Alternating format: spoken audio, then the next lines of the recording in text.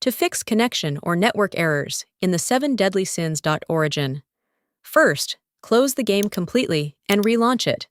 If that doesn't work, restart your PC.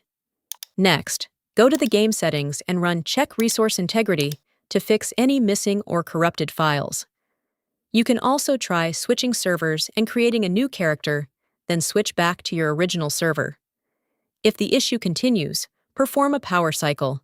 Turn off your PC and router, wait a few seconds, then restart everything. Make sure your date, time, and region are correct and synced properly in Windows settings. If you're using a VPN, turn it off, or try enabling it to see if it helps.